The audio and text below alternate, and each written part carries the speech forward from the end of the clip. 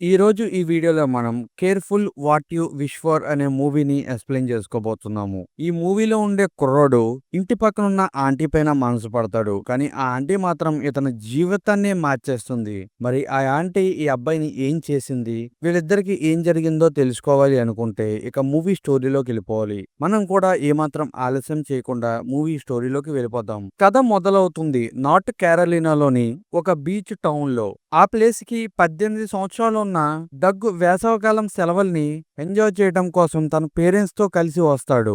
Doug పక్క ఇంట్లోకే ఒక ధనవంతుడు వస్తాడు. ఇతని పేరు వచ్చేసి ఎలియట్. ఇతను కొద్దిగా ఏజ్డ్ పర్సన్ లాగా ఉంటాడు. కానీ ఇతని భార్య చాలా అందంగా ఉంటుంది. ఈమె పేరు వచ్చేసి లీనా. ఎలియట్ ఒక డబ్బున్న పలుకుబడి ఉన్న వ్యక్తి. ఇతని దగ్గర చాలా డబ్బులు ఉంటాయి. మరి లీనా విషయానికి వస్తే లీనా చాలా అందంగా ఉంటుంది. లీనాని ఫస్ట్ టైము డగ్ చూస్తాడు. డగ్ లీనాని చూసిన మొదటి క్షణంలోనే ఆమె అందానికి డగ్ ఫిదా అవుతాడు. లీనా మాట్లాడే తీరు, ఆమె చూసే చూపులు ప్రతి ఒక్కటి డగ్‌కి నచ్చుతాయి. అయితే ఒకరోజు ఎలియట్ బోట్ పాడవుతుంది. ఆ బోట్ ని ఎవరు రిపేర్ చేస్తారా అని వెతుకుతూ ఉండగాని పక్క ఇంట్లో ఉండే డగ్‌కి బోట్లు రిపేర్ చేయటం బాగా తెలుసు అని ఎలియట్ తెలుసుకుంటాడు. ఎలియట్ డగ్‌ని పిలిపించుకుంటాడు. నువ్వు బోట్ ని రిపేర్ చేయగలవా అని అడుగుతాడు. డగ్ కూడా నేను చేయగలను అని అంటాడు. ఇక ఆ బోట్ ని రిపేర్ చేసే పనిని ఎలియట్ డగ్‌కి అప్పగిస్తాడు. ఆ రోజు నుంచి డగ్ లీనాని ఇంకొద్దిగా దగ్గరగా చూస్తూ ఉంటాడు.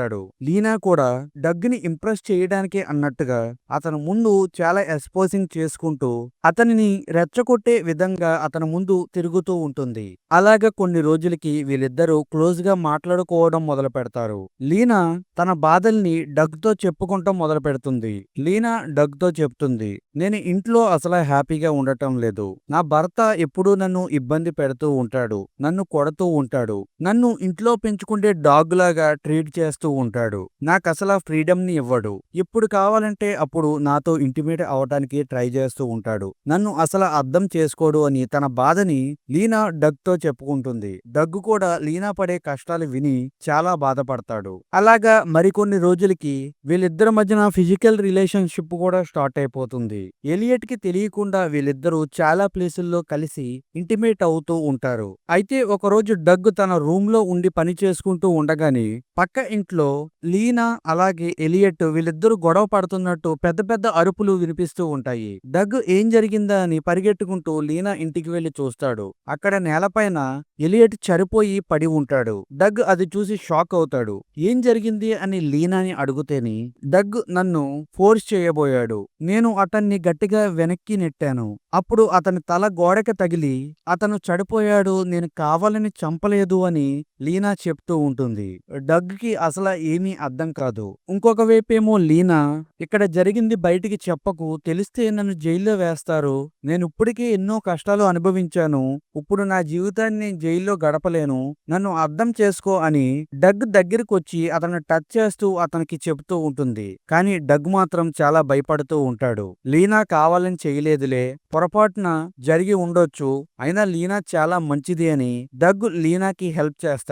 ఇక ఆ బాడీని ఎవరికీ తెలియకుండా బయటికి తీసుకువెళ్లి బోట్లో వేసి సముద్రం మధ్యలోకి తీసుకువెళ్లి ఆ బాడీని పడేస్తాడు. కానీ ఆ తర్వాత రోజు నుంచి డగ్ నేను చేసింది రైటా రాంగా అని ఒక ఆలోచనలో పడిపోతాడు. ఆ తర్వాత రోజే పోలీసులకి సముద్రంలో ఎలియట్ బాడీ దొరుకుతుంది. పోలీసులు ఇతను ఎలా చనిపోయాడా అని ఇంట్రోగేషన్ చేస్తూ ఉంటారు. దానిలో భాగంగానే పోలీసులు లీనాని, డగ్‌ని అలాగే ఆ చుట్టుపక్కలుండే ప్రతి ఒక్కరిని అడుగుతూ ఇంట్రాగేషన్ చేస్తూ ఉంటారు. కరెక్ట్‌గా అదే సమయంలో లీనా ఎలియట్‌కి సంబంధించిన ఇన్సూరెన్స్ రావడానికి ఫైలింగ్ చేస్తుంది. ఆ ఇన్సూరెన్స్ డబ్బులు సుమారుగా $10,000,000 ఉంటాయి. ఫైనల్‌గా ఒకరోజు లీనా డగ్‌ని ఒక బోట్ హౌస్ దగ్గరికి రమ్మంటుంది. అక్కడ లీనా డగ్ దగ్గరున్న ఫోన్‌ని తీసుకుంటుంది. ఎందుకు ఫోను అని డగ్ అడిగితేని లీనా అంటుంది, ఈ ఫోను నీ దగ్గర ఉంటే పోలీసులకి మన ఇద్దరి మధ్యన రిలేషన్‌షిప్ ఉంది అని తెలిసిపోతుంది. నీ దగ్గర ఉండటం ఈ ఫోను మంచిది కాదు. అందుకే నేను తీసుకున్నాను.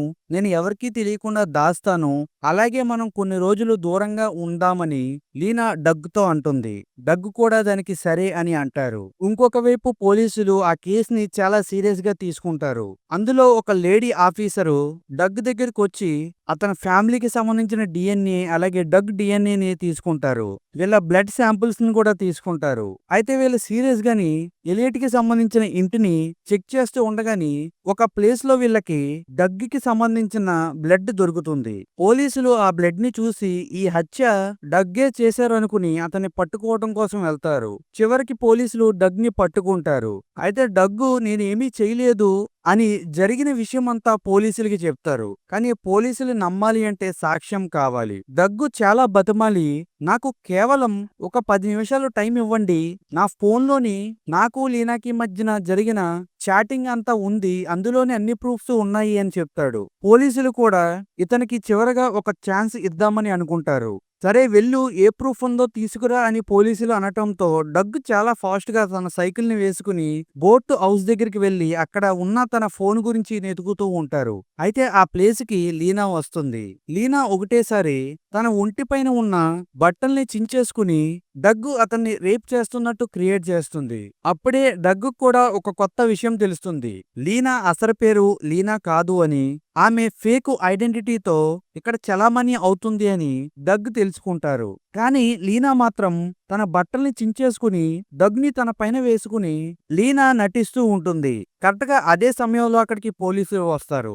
లోపల జరిగేదంతా చూసి డగ్గు లీనాని ఇబ్బంది పెడుతున్నారు అని, ఇప్పుడు వరకు జరిగిన హత్యకి కారణం అలాగే డగ్గు చాలా చెడ్డవాడు అని డగ్గుని అరెస్ట్ చేస్తారు. అలాగే లీనాని అక్కడి నుంచి పంపించేస్తారు. ఇప్పుడు డగ్గు పోలీసులకి అడ్డంగా దొరికిపోయాడు. ఇప్పుడు డగ్గు తప్పించుకోవాలి అంటే ఖచ్చితంగా లీనా ఒరిజినల్ పాస్పోర్ట్ పట్టుకోవాలి. అందుకు డగ్గు పోలీసుల దగ్గర నుంచి తప్పించుకుని లీనా ఇంటికి వెళ్తారు. అక్కడ లీనాకి సంబంధించిన ఒరిజినల్ పాస్పోర్ట్ ని తీస్తాడు. లీనా కూడా తన ఇంట్లోనే ఉంటుంది. నీ గురించి నాకంతా తెలిసిపోయింది. ఇప్పుడు నీ గొడవ పోలీసులకి చెప్తాను అని డగ్గు అంటాడు. కరెక్ట్ గా అదే సమయంలో అక్కడికి ఒక పోలీస్ ఆఫీసర్ వస్తుంది. డగ్గు ఆ పాస్పోర్ట్ ని పోలీస్ ఆఫీసర్ కి చూపించి ఇదిగో ఇదే ప్రూఫ్, లీనా ఒక ఫేక్ పర్సన్, ఇదంతా చేసింది లీనాయే అని అంటాడు. అయితే ఆ పోలీస్ ఆఫీసర్ ఆ పాస్పోర్ట్ ని చూసి ఎవరికో ఫోన్ చేసి నిజమైన అంతకుడు దొరికేశాడు, నేను డగ్ని వదిలేస్తున్నాను అని చెప్పి లీనాని పట్టుకుని అక్కడి నుంచి వెళ్ళిపోతుంది. అయితే వీళ్ళిద్దరూ నడుచుకుంటూ వెళ్తున్నప్పుడు వీళ్ళిద్దరి కాళ్ళపైన ఒకే రకమైన టాటూని డగ్గు గమనిస్తాడు. అప్పుడే డగ్గు కూడా అర్థమవుతుంది ఈ లేడీ పోలీస్ ఆఫీసరు లీనా వీళ్ళిద్దరూ ఒకటే అని. ఇంతకీ ఇప్పటి వరకు లీనా కావాలని డగ్గుని ఈ హత్యలో ఇరికిస్తుంది. ఎలియట్ దగ్గర ఉన్న ఇన్సూరెన్స్ మనీని దోచుకోవడం కోసమే లీనా ఇదంతా ప్లాన్ చేస్తుంది. అలాగే లీనాకి సపోర్టింగ్ గాని ఈ లేడీ పోలీస్ ఆఫీసర్ కూడా ఉంటుంది. వీళ్ళిద్దరూ ఇలాంటి పనులే చేస్తూ ఉంటారు. అయితే చివరిగా లీనా అక్కడి నుంచి వెళ్ళిపోయేటప్పుడు డగ్గు ఫోన్ ని అక్కడే పెట్టి వెళ్ళిపోతుంది. చివరిగా డగ్గు ఆ ఫోన్ ని తీసుకుని తనకి ఏ తప్పు లేదు అని పోలీసుల దగ్గర ప్రూవ్ చేసుకుంటాడు. అలాగా డగ్గు ఆ పెద్ద నింద నుంచి బయటపడతాడు. ఇక ఈ సీన్ తోనే ఈ మూవీ ఎండ్ అయిపోతుంది. ఫ్రెండ్స్, ఇక్కడ వరకు ఈ వీడియో చూసిన వాళ్ళు నా ఎక్స్ప్లెనేషన్ మీకు నచ్చినట్లయితే మన ఛానల్ ని సబ్స్క్రైబ్ చేసుకుంటాం మర్చిపోకండి. అలాగే ఈ వీడియోని మీ ఫ్రెండ్స్ తో షేర్ చేసుకుని మీ సపోర్టింగ్ ని మన ఛానల్ పై చూపిస్తూ ఉండండి.